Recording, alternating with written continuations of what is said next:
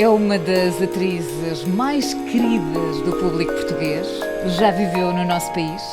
Quem não se lembra da Gata Comeu, Selva de Pedra, A Viagem, Cananga de Japão, Mulheres Apaixonadas, que eu amo. A estreia na Globo aconteceu em 1976, na novela Duas Vidas. Teatro, cinema e televisão. São mais de 40 anos de carreira. Por aquilo que sei, não gosta de cozinhar, adora lavar louça. Aprendeu inglês por causa dos Beatles e há mais para descobrir ao longo desta hora. Cristiane Torloni, em 40 minutos aqui na Rádio Observadores. Bem-vinda. Bem-vinda. Está tudo certo? Mantém-se ainda a parte de não gostar de cozinhar? Você sabe que a pandemia mudou muita coisa, né? Bom, antes de mais nada, super obrigada pelo convite. Eu amo fazer rádio. Então adoro esse ambiente, assim, é muito pessoal, né? O rádio, a voz das pessoas é muito quente. Mas a pandemia mudou um pouco essa questão do não gosta de cozinhar. Porque não é questão de não gostar, é falta de aptidão mesmo. Eu sinto, porque eu sou igual. Você pode perder amigos, namorados, até o cachorro pode ir embora. É um perigo. Não aprendeu a fazer pão na pandemia. Aqui em Portugal houve uma grande tradição que foi toda a gente aprendeu a fazer pão durante a pandemia, não se aventurou. Não, porque pão inclusive engorda, então assim, eu já não sei cozinhar, imagina fazer um pão sem glúten, deve ser mais difícil ainda. Como eu compreendo. Cristiane, olhando para a sua carreira, esta é daquelas perguntas, mudava alguma coisa? Ou tudo teve o seu timing na altura certa e faz parte do crescimento? Você sabe que, na verdade, se você for olhar a pedra fundamental da minha carreira, está há 52 anos. O meu primeiro registro de trabalho, exatamente há 52 anos de tempo, em 1970. A primeira participação que eu faço na extinta TV Tupi. Tinha um programa infantil chamado Teatrinho Troll. E, inclusive, essa semana foi postado essa foto, que é uma foto absolutamente emblemática, né? Imagina, eu aos 13 anos fazia o quê? Uma princesa adormecida, né? E daí demorei um pouco para despertar, e aí, em 75, eu começo a gravar essa novela. Na verdade, em 75, eu faço o Induto de Natal, que é a minha primeira participação na TV Globo, com o Walter Avancini. E aí sim, em 76, estreia em novelas, em Duas Vidas. Então já é um longo percurso, né? Mesmo? E alguma vez pensou em desistir? Olha, eu vou te dizer uma coisa, a vida é um convite assim a você reassinar os seus contratos, né? Como você faz assim, aquele leasing do carro, leasing, né? Então assim, houve realmente um momento na minha vida que eu fiquei bem desconfiada se eu voltaria a atuar como atriz. Às vezes o coração ele está tão despedaçado que você não sabe se você vai ter energia, porque assim, da onde vem o trabalho da gente? Ele vem da alma, o instrumento é o coração. Se a alma está um pouco assim perdida e o coração desfacelado, então é um tempo de você aguardar para ver o que vai acontecer. E foi um tempo em que eu me dediquei à produção cultural, a começar a dirigir. Mas, voltando à pergunta anterior, se eu mudaria alguma coisa, sim, olhando para trás, alguns personagens eu disse não para duas protagonistas. E ao longo do tempo eu percebo que talvez tenha faltado algum jogo de cintura, como se diz, porque eu estava produzindo 2 espetáculos e eu dizia, eu não tenho como, nesse momento, assumir. E eram 2 protagonistas incríveis. E aí o tempo cobra. Aquilo era para ter acontecido de alguma maneira, então eu tive que depois correr atrás para poder crescer aquilo que elas estavam me dando. São como amores, né? Está a recordar esses 2 personagens, esses 2 momentos? Costuma fazer isso muitas vezes? Ou é muito mais focada no futuro? Olha mais para a frente do que para trás? Você sabe que nesse momento da vida eu resolvi retomar um projeto que tinha ficado parado, né, em modo pausa, por conta do filme que eu resolvi produzir e dirigir junto com um querido amigo, que é o Miguel Pchevodovski. E nesse momento eu já estava trabalhando numa biografia. Então, por isso que eu tenho esses dados, assim, há quanto tempo foi alguma coisa. Eu não, como boa aquariana, eu esqueço muito o que aconteceu. Eu tenho uma pergunta para lhe fazer sobre isso, mas já lá vamos. Então, assim, o projeto do livro chama-se Lúcida Loba, ou Antes que eu me esqueça. Então, eu estou tentando não esquecer coisas, mas eu há muitos anos, enfim, estudo e pratico algumas, enfim, ensinamentos do budismo, e um deles, talvez o maior, seja isso: você trabalhar contra julgamentos, que a gente não só escaneia as coisas e as pessoas, como também julga-se demais, né? Isso é o pai e a mãe do preconceito, né? Do pré-conceito, né? E também a mãe e pai dos ressentimentos. Então, duas coisas que fazem muito mal para o fígado, para a alma e para a pele. Mesmo. E já gosta, estamos aqui na rádio e já fez o elogio da rádio, de como gosta da rádio e da sua voz, já gosta mais ou não? Também esse foi um trabalho enorme na vida, porque eu tinha uma voz, para mim, insuportável. Insuportável. Quer dizer, quando eu me vi pela primeira vez na televisão, eu disse assim: como é que deixaram essa pessoa entrar no estúdio? Ai, não posso. Sim, eu sou filha de atores, então isso é uma banca de julgamento na minha casa. Meu pai até hoje diz: não entendo uma palavra do que você diz. O que você está falando? Assim, enfim, ele já é uma pessoa de mais idade agora, então já... Mas no começo eu dizia assim: como não entende? Falta dicção. Mas o registro da minha voz me incomodava demais. Tanto que você pega novelas mais antigas, até a própria Gata Comeu, tá? Para mim é insuportável. Então eu fui trabalhando, eu fui baixando o registro da voz, até chegar num tom confortável para mim. Inclusive porque eu falo muito sozinha. Então eu mesmo não me aguentava. Eu disse assim: insuportável, nem eu me aguento. Então eu tirei a voz da testa, que era insuportável para mim. Mas havia muitas pessoas a dizerem-lhe isso, ou era só o seu pai? Ou pôs isso na cabeça? O papai não se incomodava com o tom de voz. Quem se incomodava era a mamãe. A mamãe, assim, meus pais são da primeira turma da primeira escola de arte dramática do Brasil, chamada EAD. Eles se conheceram em 1947, estão casados até hoje. É uma loucura. Enfim. Então eu sou aquilo que se chama filha da arte. Então a mamãe, ela diz assim: parece que voz na testa é gente que mente, que tem essa voz assim. E eu disse assim: cara, isso é péssimo na vida. Eu nem sonhava ainda em ser atriz, isso é péssimo. E eu fui trabalhar nisso. Literalmente, entendeu? Eu fui trabalhar. Você vê, a salvação. Se você quer trabalhar no rádio, meu amigo, e você tem uma voz, uma dicção ruim, entre numa boa aula, numa boa fonoaudióloga, e vá trabalhar a sua voz. E Cristiano gosta às vezes de, por exemplo, recordar as primeiras participações, onde fez nas primeiras novelas. Nesta questão da voz, por exemplo, nós rádio, eu lembro perfeitamente, um dos maiores exercícios que nós temos sempre é ouvir a nossa primeira emissão, coisa que eu nunca fui capaz de fazer, porque eu não reconheço, eu penso que horror, não posso ter feito aquilo. A Cristiano gosta desse exercício, às vezes, ou de viajar no tempo, por exemplo, agora para as memórias que está a fazer, recorreu muito a rever algumas telenovelas, até porque algumas voltam agora a estar em exibição, o caso de Mulheres Apaixonadas, mas sobre isso já lá vamos, ou o que ficou. Não, eu acho que me falta alguns, não sei se é mérito ou é defeito, eu acho que é um pouco defeito, porque eu já perdi muito registro meu de trabalho. Então, talvez seja um desapego que acaba virando uma coisa um pouco desastrada. Assim, eu perdi muito registro de trabalho, principalmente no teatro. Isso é uma pena enorme. Mas a televisão, ela se incumbiu de criar a sua própria memória. Então eu tenho a oportunidade, então agora com as redes sociais é uma coisa impressionante. Tem muito, antigamente chamava fã-clube, né? Agora são as redes. As meninas postam coisas que eu digo assim: gente, elas devem ter imagem do meu batizado, porque não é possível. Então assim, eu vejo a televisão, ela é muito interessante, porque no começo eu literalmente sentava para assistir, para poder me corrigir. Entendeu? Quer dizer, era um exercício de autocorreção. Não é pela vaidade. Sim. Inclusive eu me achava tudo errado, entendeu? As mulheres, elas têm fases na vida, né? poucas mulheres nascem realmente belas, prontas, assim, é uma sorte.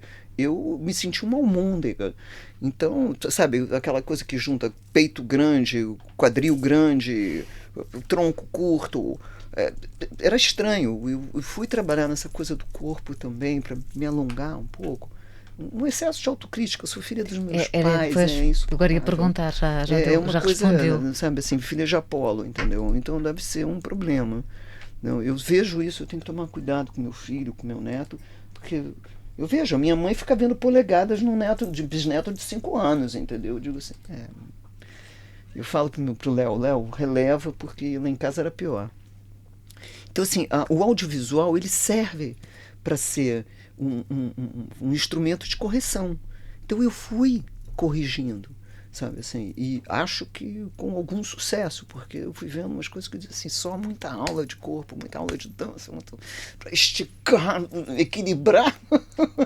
Tão giro, Diogo, que nós olhamos e vemos, às vezes estas nossas lutas, não é, são realmente só nossas. E também ninguém tem que saber, não é? E a forma como nós encontramos, mas também é bonito ver que às vezes existe muito aquela ideia do é perfeita, está tudo bem, e afinal não é, não é? Somos humanos, e nós mulheres temos tantas lutas. Não, a mulher até uns 30 anos, ela sofre muito com a questão hormonal. E isso já deixa ela zonza, né? Porque, assim, mas a idade ajuda, encontramos alguma paz com o tempo, não é? Sim, a partir dos 30 anos eu acho que acontece assim um céu de brigadeiro, porque não é inferno, você todo mês você vive assim, parece que você cheira 80 fileiras de cocaína por uma semana por mês. Todo mundo na casa quer te abandonar, te trancar numa gaveta, dizer assim, pelo amor de Deus, essa mulher tá insuportável. E a gente fica insuportável pra gente. Então, esse grande esforço de você se autocontrolar também ajuda você em outras coisas, entendeu? No trânsito, por exemplo. Vês, Diogo, nós estamos aqui a abrir o coração e a mostrar de que é que somos feitas, não é? Muito Isto não bem, é fácil, muito bem, não é sim, fácil. Nada fácil, acredito que não seja nada fácil. Mas vocês também não são fáceis, não. Não há do que ver. Vocês também são filhos de Adão. Vocês também Eu não me vou arriscar a entrar num debate agora. Não, mas é porque isso ficou... Estou em desvantagem. Do ponto de vista do machismo, taxado como coisa de mulher. Né? E nós, né, obedientes que fomos durante séculos, dizíamos, é verdade. Mas depois a gente começa a perceber como também os homens têm alterações hormonais terríveis. E só agora, talvez com um pouco mais de liberdade, né? Sim, porque na altura quase que não se falava, porque não era suposto, porque os homens não era suposto passar ao sentir daquela... Contra o que trabalha contra o próprio homem. Coitado, deve ser um sofrimento, como é para nós, sabe? Coitado, um menino chega na adolescência, coitado, a cara dele vira, sabe, um campo de golfe. É uma tragédia, entendeu? Como que esse menino vive isso? Quer dizer, mulheres menos, mas os meninos sofrem muito na adolescência e são exigidos de uma maneira sobre-humana. Eu fui mãe de meninos, sou avó de menino. Fico dizendo, a gente tem que tomar cuidado, porque tem um bullying natural que é insuportável, uma cobrança. Mas continua a haver muitas diferenças entre homens e mulheres. Olha, nesse momento civilizatório, eu acredito que não. Quer dizer, a gente tem todo o movimento LGBTQI, todo esse movimento trans, entendeu? Uhum. Eu acho que agora você tem uma pluralidade de gêneros podendo ser assumidos, que você fala do gênero masculino ou feminino, ficou até uma matemática pobre, entendeu? Hoje em dia você sai para eventos, assim, ou para jantar, em alguns lugares, assim, principalmente, você diz assim, é maravilhoso, né? Antigamente isso estava um pouco em filme de ficção, né? As pessoas, né? Você não sabia bem que gênero era aquilo, vinha de um outro planeta. Uhum. Agora nosso planeta está assumindo essa pluralidade, não só de gêneros, como de pulsações anímicas. Um ator, ele entende isso tão bem. Quantas almas passam por nós?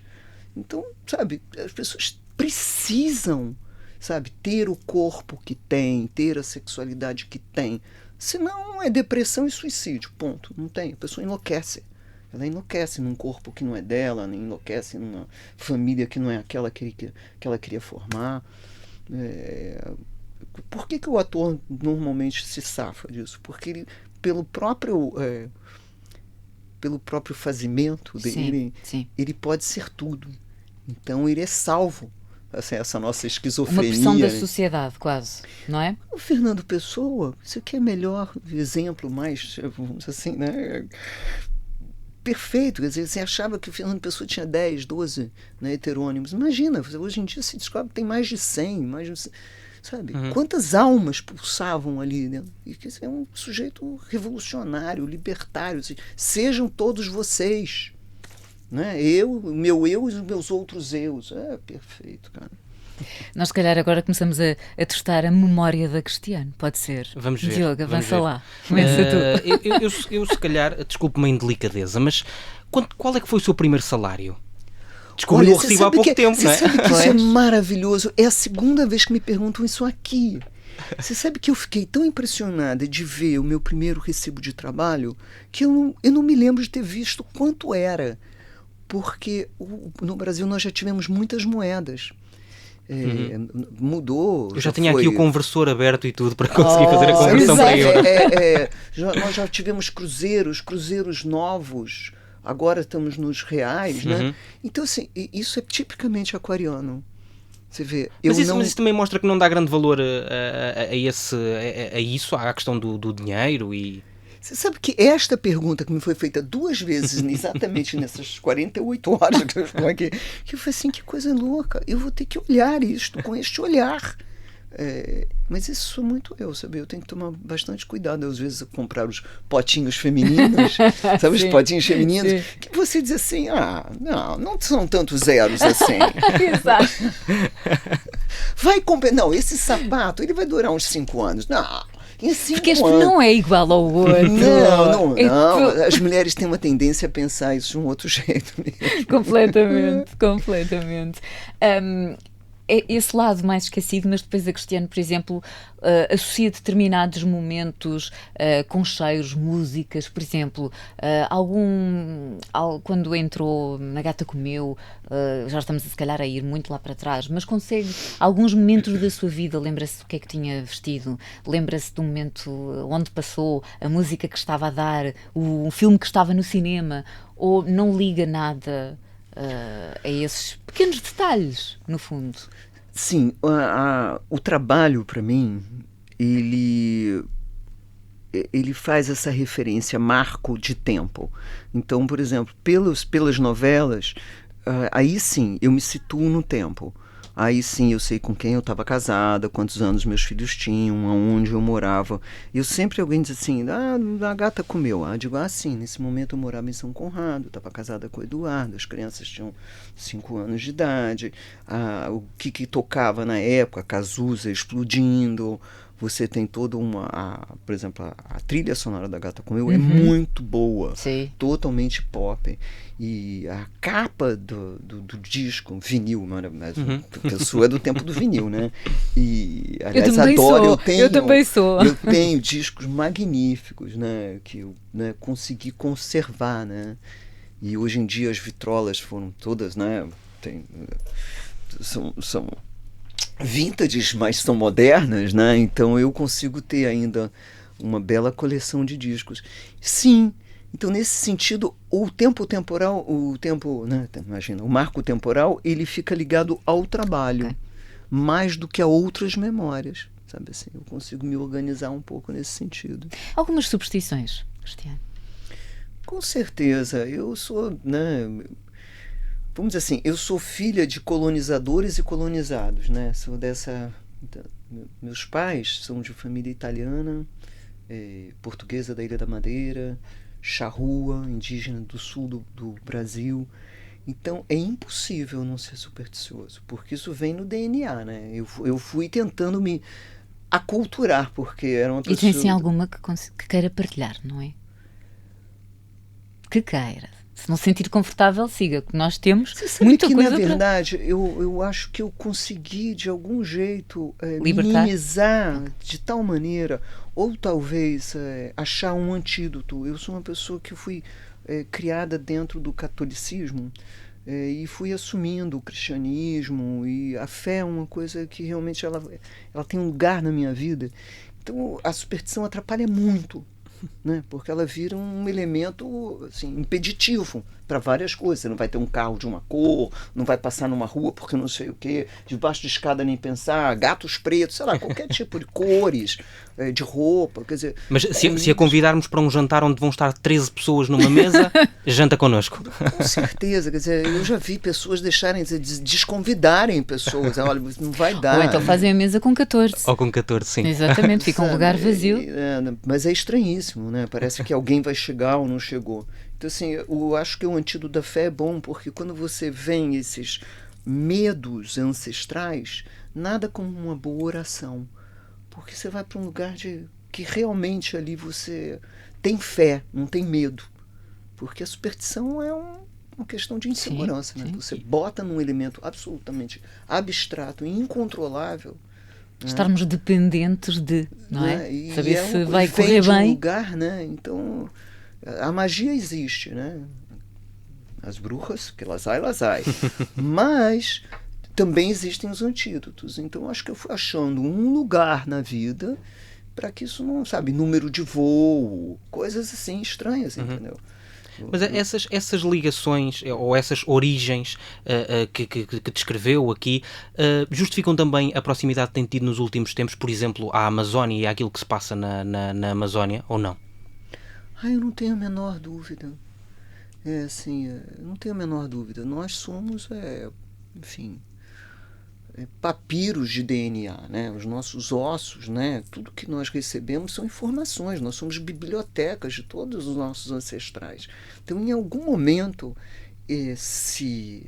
vamos dizer assim, se você abre esse canal, nesse sentido da meditação, porque chega muito cedo na minha vida, bem nos anos 70, eu era bem menina, e ajuda você a ganhar esse canal de ir procurar os livros certos, ouvir, procura em tal estante, lá tem uma coisa para você, ouvir os chamamentos. Então você vai chegando nesses lugares, sabe? Você vai voltando e assumindo o seu lugar no presente. Não é ficar no passado, né? O passado já está em nós, sim, mas você vai construir esse novo código, né? Esse legado que o seu filho, o seu neto vai receber. Então, em algum momento, você vê direitinho, por exemplo, na minha vida, né? Eu senti um chamamento pelas artes muito cedo. Meu pai e minha mãe, né? Geraldo Matheus e Mona Delacy, como foram desse momento muito iniciático das artes cênicas no Brasil, nenhum dos dois queria que eu fosse atriz. Então, me prepararam para ser tudo, atleta, ciências sociais, tudo menos as artes. Tudo era não, me chamavam, chama a filha de Mona e Geraldo para fazer. Não pode. Não, isso ela não faz, ela tem que estudar. Então, claro, um ator burro é péssimo, né? Pelo amor de Deus, tudo menos um ator burro. Então, e há muitos ou não? O que é? E há muitos? Eu vou te falar uma coisa, Pode eu acho dizer. que infelizmente a gente tem uma educação muito, muito ruim atualmente, né? E essa ideia de que você pode aprender tudo pelo WhatsApp ou digitando, onde as pessoas estão desaprendendo até a gramática, então é muito ruim. Então, assim, eu aprendi a ler muito cedo, eu aprendi a escrever muito cedo, e eu nunca substituí ou substituirei, assim, um equipamento pelo outro, eu agrego, entendeu? Então, assim, eu fui preparada para ser outras coisas, mas essas outras coisas abriram caminhos em mim de ausculta vamos dizer assim, desse código genético. Então, eu vejo que muito cedo eu me interessei por arqueologia, me interessei por oceanografia, me interessei por ciências sociais, e eu fui percebendo logo no começo da minha carreira, já aí lá pelos anos 70, eu entrei na universidade fazendo ciências sociais, e o que me colocou assim, muito antenada para essa questão da ditadura, a abertura política no Brasil, as diretas já, cidadania, e entendi o chamamento para a florestania com, assim, aí sim eu falei, eu fui preparado a minha vida inteira para que essa joia chegasse na minha mão e eu dissesse, eu tenho uma boa notícia, uma boa nova, né? Nós, né, da língua portuguesa, somos tão ousados que criamos neologismos, né? Então, a saudade, palavra única, sem tradução. Florestania também não tem tradução. Quando eu descobri isso, eu falei, é uma joia maravilhosa.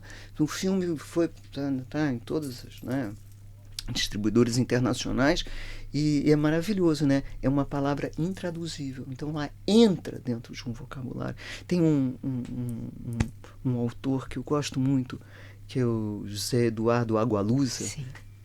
Sou assim fã de carteirinha dele, e ele tem um livro que chama-se O Milagrário Pessoal, e eu me apaixonei pelo livro também, porque ele fala sobre essa questão do neologismo, de onde vêm essas palavras, né? Então, por exemplo, florestania vem de conhecimentos ancestrais, ela é uma palavra dada, ela é conceituada por um pensador acriano, mas ele é a síntese de ensinamentos seculares. Então, essa palavra ela já existe, vamos dizer assim, na floresta, com vários sons. Né? E o Agualusa fala isso lindo, né? Que ele vai falar da língua dos pássaros, da língua secreta dos pássaros. Eu falei, pelo amor de Deus, sei exatamente do que o senhor está falando. Entendeu?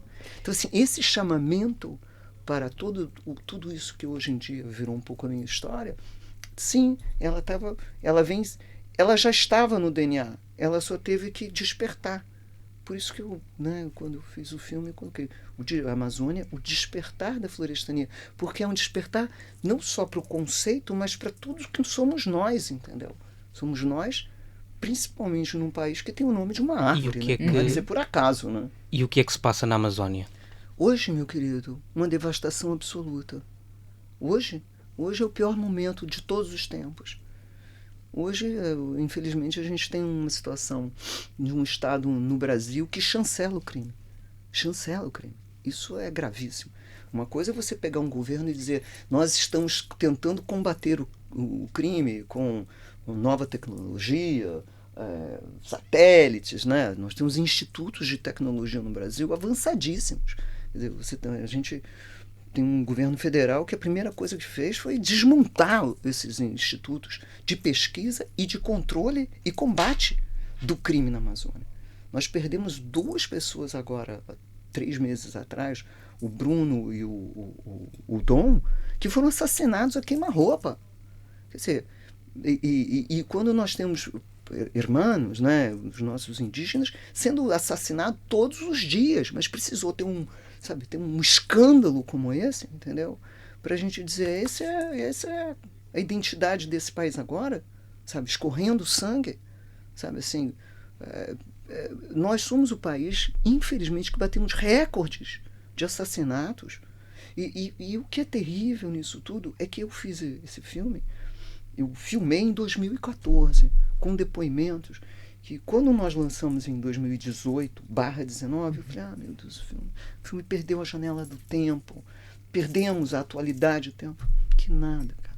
O filme está cada vez mais atual. E agora, já há um ano na Globoplay Internacional. Entendeu? Ontem o filme, no lançamento que nós fizemos aqui na Globo, da nova grelha, eles passaram um trailer. E as pessoas ficam chocadas com a atualidade do filme. E eu fico assim, meu Deus, tudo que eu queria que o filme já tivesse sido datado, entendeu? É pior. Quer dizer, a gente fala-se da questão da soberania, mas nós temos um Estado no Brasil que chancela a nossa perda de soberania. Quer dizer, nós estamos sendo drenados e saqueados com autorização. Sabe? Nós temos mais de 22 mil garimpeiros ilegais em terra Yanomami. Que isso? Então, agora, na época da Covid, teve assim, uma inteligência do mal, não permitindo que as vacinas chegassem. Qual é o nome disso? genocídio. Mas tem esperança que alguma coisa possa mudar e que os próprios políticos ou até os brasileiros em si tenham essa chamada de atenção? Olha, eu só acredito numa coisa chamada democracia, até que me provem que existe outra coisa melhor, o nome que eu entendo, né, e tenho lutado nos últimos quase 40 anos, desde exatamente da abertura, que é 82. Então, eu tenho esperança, mas eu acredito no trabalho. Eu acredito na consciência. Assim, eu acredito que, assim, o mesmo, essa questão da acidadania, deveres e direitos do cidadão, isso significa trabalho. Isso significa comprometimento, isso significa urna, isso significa eleição. Então, por que ser estrangeiro é ruim? Porque você não pode dizer nada. Você está morando num outro país, o que você vai reclamar do Estado? Você, no seu país, você tem que ir. Você vai para a rua, você reclama e você vota, que é a nossa ferramenta. O documentário que fez é um dos passos de cidadania que quis também dar ao país? Com certeza, com certeza. Com certeza. Por isso que ele é assim, eu faço uma linha do tempo que vai até 1912. Eu faço uma linha do tempo grande, assim, de mais de um século. E para isto, sabe, como uma pesquisa do tempo e desse avanço que nós tivemos e uma observação do retrocesso que nós estamos vivendo agora. Quer dizer, tem gente que acha, né, que a ditadura é lenda. Como? Ah, não, a ditadura não aconteceu, a tortura não aconteceu. Como não? Como assim? Sabe, tem uma imagem do Herzog enforcado no meu filme. Assim, tem imagens no meu filme que eu mesmo... Foi muito difícil para mim colocar. Para mim colocar? Não, para eu colocar, perdão. Sabe, assim, foi muito difícil. Foi muito difícil. Eu falei, não tem jeito. Senão, ou eu faço ou não faço. Sabe assim? Ou eu faço ou não faço. Então vamos fazer. É para isso. Tem uma questão educativa, pedagógica. Eu acredito em educação. Educação e democracia caminham juntas. Aliás, é um pouco essa charge que vocês têm aqui na entrada do Observador, né? Como é que você bota o povo para dormir?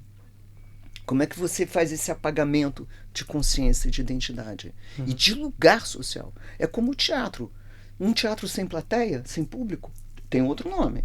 Não é teatro. Um país sem sociedade civil, que nome tem? Que Estado é esse? Isso chama-se democracia? Não, é outro nome. Há pouco a Cristiano estava a falar numa palavra que é muito nossa, que é saudade. Cristiano tem saudade do quê? Eu tenho saudade principalmente das pessoas que já me deixaram, do ponto de vista físico. Isso sim. Eu tenho... Porque nós somos isso, né? Nós somos feitos de amor, né? Então, apesar de ser espiritualista, e sou, com certeza, acredito na vida após a morte, acredito na perenidade da alma, mas eu sou, imagina, um projeto ainda em desenvolvimento, né, de pessoa. Então, assim, infelizmente, eu sinto muita falta do filho que eu perdi, sinto falta da minha avó, que era uma pessoa, assim, que me acompanha espiritualmente, sinto saudades de atores com os quais eu já contracenei e sei que nunca mais vou ter esse olhar do Raul Cortez, por exemplo, que era um ator queridíssimo aqui em Portugal. Tarcísio Meira, sei que também. O Tarcísio, atores assim, pessoas que eu sei que eu não tenho como ouvir a voz de novo, sabe? Um abraço de novo. Aí eu digo, ai meu Deus, a gente nunca sabe quando é a última vez que a gente vê alguém, né? Então a gente tem que ser muito atento às despedidas, sabe? Sempre, não dá para sair batendo porta, porque pode ter um acidente no elevador, sabe? Assim, e eu sei que isso acontece, sei, porque a vida me mostrou que sim. Então eu sei o que significa saudade. Não é para mim uma palavra bonita. Ela encerra um universo de um oceano de emoções e por isso que talvez ela não tenha tradução. Não tem mesmo. Sabe assim? E qual foi o momento mais difícil? O momento mais difícil é o presente. Sabe assim, você é o tal do o leasing com a vida. Você tem uma estatística tremenda de mães que não resistem à perda dos seus filhos. E não é porque passou 6 meses, as primeiras 24 horas, 6 meses, 1 ano, 2 anos. Você tem estatísticas de pessoas que se suicidam 30 anos depois. Então, assim, o sentido da vida, a vida é um sopro. Ela é um sopro, literalmente, você entende? A criança, quando ela inspira e chora, você diz, oh, sim, viveu. E quando expira. Então, assim, esse sopro, ele vem de um lugar, assim, o que traz sentido à nossa vida? Então, existem acontecimentos, principalmente perdas afetivas, né? Nós tínhamos uma grande médica no Brasil chamada Anísia da Silveira. Aliás, é um filme lindo que a Glória Pires faz como ninguém, né? Que era uma psiquiatra, foi uma mulher inacreditável, criou um marco, né? Ela divide as terapias, né? Sobre os esquizofrênicos, os psicóticos, antes e depois da doutora Anísia da Silveira, em que ela entende, ela vai perceber que o que faz uma pessoa perder a razão. O que aconteceu para que aquela pessoa perdesse a razão? É o coração despedaçado.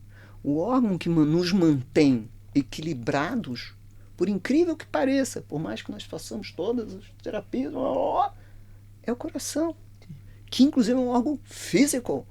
Então você pode ter um ataque do coração por uma dor afetiva ou você não aguentar. Então, assim, tem um trabalho dela que é espetacular. E quando eu conheço esse querido amigo, o Miguel Pchevodovski, eu venho conhecer o Miguel porque numa das idas da Pina Bausch ao Brasil, eu tive a oportunidade de conhecê-la. Nós tivemos um encontro lindo na vida e ela quis conhecer o trabalho da Anísia da Silveira. Então fui lá, levar lá esse centro de pesquisa, que era lá, esse hospital.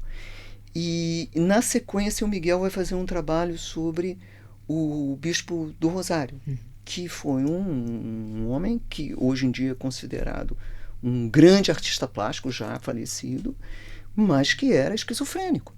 Então o trabalho dele é um trabalho inacreditavelmente sofisticado. E aonde é que esse homem perde a razão? Então ela fazia assim, um trabalho de reconstrução do afeto, oferecendo aos seus pacientes assim, bichos, arte, pessoas que não falavam há décadas, daí entra, a porta do consultório dela estava sempre aberta, entra e diz, o meu cachorro está doente, eu preciso de dinheiro para comprar o remédio. Aí ela diz, tá, é o afeto.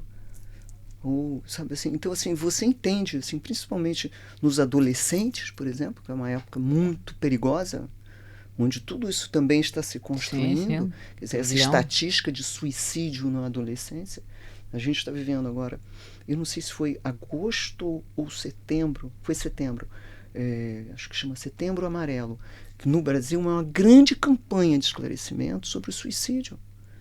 Vocês, jornalistas, sabem que normalmente não se coloca no jornal, não se pode falar abertamente, para evitar pânico social. Exatamente. Entendeu? Então, assim, isso é incrível o que está acontecendo no Brasil agora. É uma campanha absolutamente transversal de informação para que as pessoas entendam que você tem um suicida na sua casa e ele precisa de ajuda. Ele está dando sinais, porque dificilmente você não encontra um rastro. Então, se você...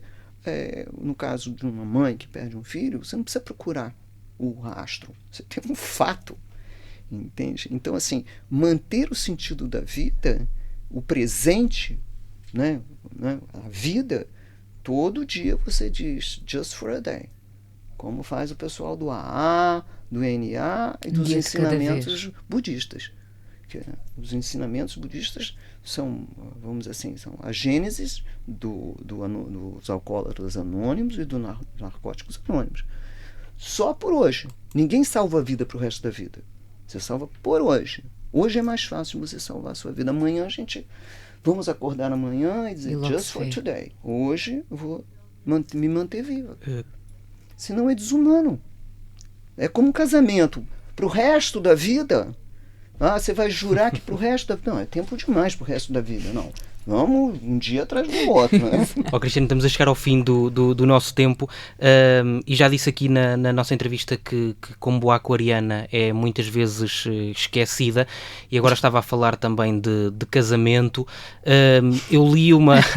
eu sei que teve um episódio muito curioso relacionado com esse seu esquecimento. Ainda se lembra ou já se esqueceu? Eu não sei se é alguma coisa que me desabone, me prepare, vou até tomar água aqui de novo. Estava a falar de uma festa surpresa que quis organizar. Ah, sim, pro meu segundo marido, um absurdo, mas esse é bem aquariano, entendeu? Ou você esquece ou você antecipa, entendeu? Então, ontem numa entrevista, no final da entrevista, né, a pessoa falou assim, você é aquariano de que dia? Eu tive aquele momento, a jornalista falou assim, não acredito que você esqueceu o dia que você nasceu. Eu falei, não, só um minuto. Eu chego no apartamento em São Paulo, é muito engraçado. Eu olho pro número, para ver se é o mesmo número. Sério? Eu já, várias vezes eu errei andar. Bom, carro então, eu já tentei abrir vários carros que não são meus, é um absurdo. Mas quer contar a história da festa surpresa? Ah, enfim, ela é engraçada, na verdade, né? Eu estava casado com um psicanalista, chamado Eduardo Mascarenhas, inclusive esse faleceu. Uma pena, um homem faleceu jovenzíssimo, 54 anos. E o Eduardo fazia aniversário. Eu resolvi fazer uma coisa que a gente não deve fazer nunca na vida. Nem dar incerta, nem festa surpresa. Não dê. Se eu escutasse o que mamãe dizia, não dê, não apareça. Nunca apareça. Não dê viagem surpresa. Não apareça no meio de uma viagem. Isso é o fim de qualquer... Vai dar torto. Não, vai dar torto. Não, torto, completamente torto. Enfim, Eduardo fazia aniversário e aí eu fui, sabe, vou dar uma festa surpresa, cara. Daí contratei tudo, buffet, banda de jazz, e fui fazendo, né? Ainda havia agenda telefônica, muito bem. E aí estou eu na letra M. Né? Ai, tão boa. Ligo para Marília Pera, querida amiga da vida toda, e digo, Marília, vou dar uma festa surpresa para Eduardo agora no dia 6 e tal. Nossa, mas já está preparando com tanta antecedência? Eu falei assim, não, mas agora é dia 6 de junho. Ela falou assim, não é dia 6 de julho. Eu falei, não, Marília, qual que é? Ela falou assim, não é, eu namorei Eduardo, cara. Você está errada, é só no mês que vem. A festa inteira estava comprada. Ele ficou bravo pra caramba, achou graça, mas disse, como é que você pode errar a data de aniversário? Eu falei, agora fica um mês de aniversário. Enfim, assim, na boa intenção é péssimo, dá torto. Então, não deem festas surpresas. Você pode estar dando na data errada, perigoso. Ficamos por aqui. Já não há mais tempo. Não há mais tempo, mas eu ainda vou arriscar, só muito rapidamente, Diogo. Por tua conta e risco. Por minha conta e risco. Pessoa mais importante da vida. Pessoa mais importante da vida, eu seria muito injusta de estar a falar. Falando assim. Eu, graças a Deus, eu tenho pai, mãe vivos, nonagenários. Tenho o Leonardo, graças a Deus, vivo. E tenho o meu neto de 5 anos. Imagina, o que eu vou dizer? Sabe? Tem pessoas no entorno da minha vida que me protegem. Eu seria muito injusta. Não vamos deixar ninguém zangado. Não, claro que não. Principalmente ser ingrato. Completamente, claro que sim. Claro que sim. Seria muita ingratidão da minha parte. Cristiano, muito, muito obrigada. Foi um prazer tê-la aqui. Volte sempre. Sempre que vier a Portugal, venha ter connosco. É sempre um prazer e temos tanta coisa para conversar. Pois é. Se calhar fazemos 2 edições. Eu voto nisso. Cristiano, está com tempo? Vamos fazer um podcast. Exatamente, vamos a isso. Cristiano Torlani, hoje em 40 minutos. Para a semana a mais. Muito obrigado pelo convite. Obrigado a Portugal por me receber amorosamente sempre. Muito obrigado. Boa sorte para vocês e que o bem haja.